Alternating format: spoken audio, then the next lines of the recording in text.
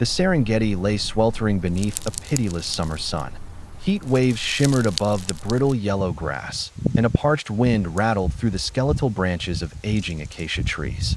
Across this scorched plain, a lone lioness padded slowly, her young cub trotting close behind. Their steps were heavy, driven by the desperate search for shade in a land where the sun seemed intent on burning everything it touched. Ahead loomed a weathered granite boulder, its massive surface splitting the horizon like an ancient monument. In her exhaustion, the lioness mistook the narrow fissure at its base for a cool refuge. Lowering her head, she tried to wedge her powerful frame inside, but the crevice was unforgiving. Her broad shoulders jammed against the rock's edges, trapping her instantly.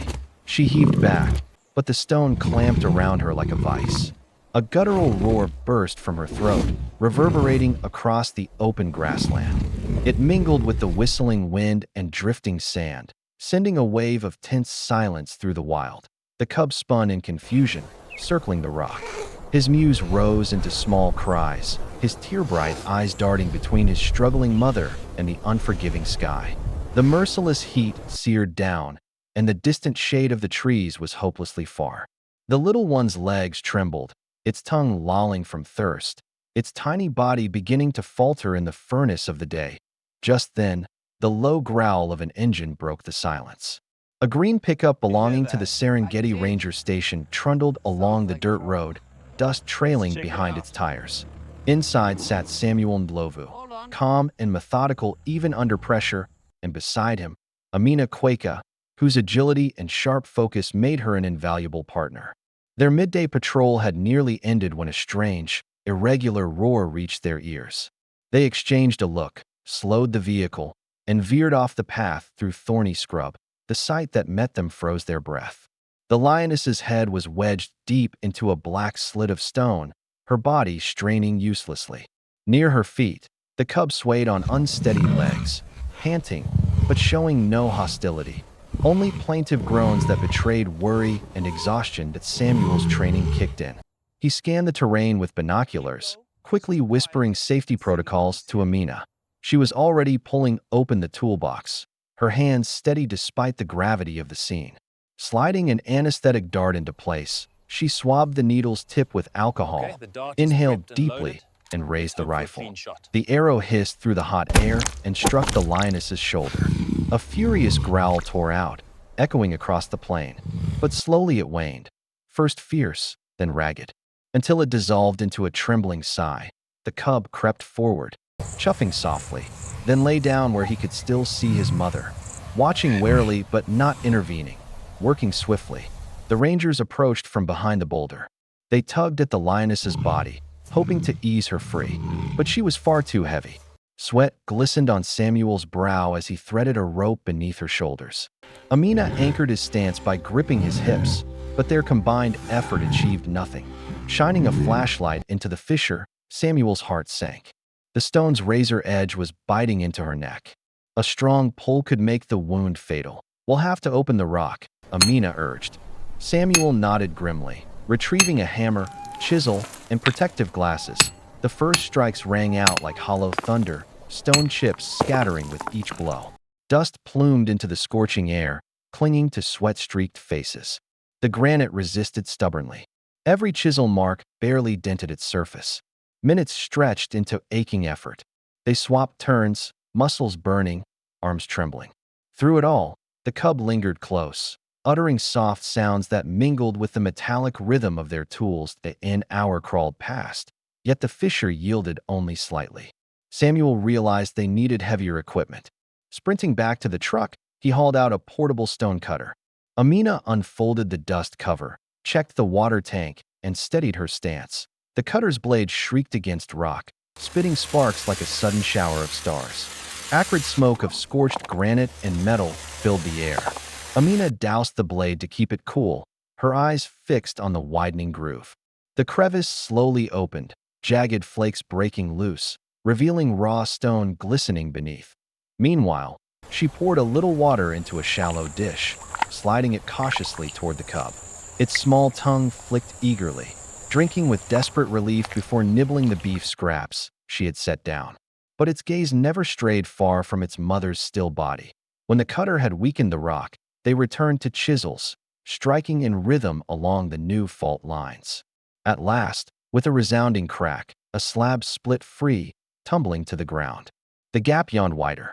Samuel reached carefully to assess the wound on the lioness's neck. Blood oozed, steady but not catastrophic. Relief flickered across his face. Amina already had bandages and antiseptic ready. They waited for the dust to settle, then counted together. On 3, they pulled. At first, the lioness resisted like dead weight, but slowly her body shifted. Dust swirled around them as inch by inch, she slid free. With one last coordinated heave, her bulk spilled onto the grass. They rolled her gently onto her side, cushioning her head with a folded bag.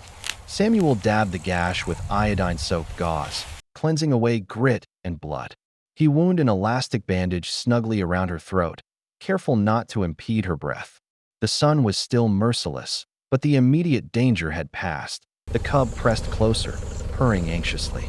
Amina placed more water nearby and let him eat until his strength returned. Samuel and Amina retreated into the truck, doors shut, waiting silently. Shadows lengthened as the day wore on. Insects began their dusk chorus. 15 minutes later, the lioness stirred. Her chest rose in a deeper rhythm, eyelids fluttering. Her tail gave a sluggish twitch. Amina leaned slightly out the window, her voice low and soothing, so the awakening predator would not panic. Samuel studied the bandage. No fresh bleeding. He exhaled, finally satisfied. The cub climbed onto his mother's chest, nestling against her. A faint purr rumbled, an unspoken greeting of safety restored. Slowly, the lioness's eyes opened. She blinked, surveying her surroundings, then brushed her nose against her cub's forehead, a delicate gesture of reassurance. She smelled the meat nearby and with effort lifted her head. The cub tugged it closer, sharing the first bites together. The breeze shifted cooler as clouds softened the sun's fire. For the first time all day, relief swept the plain.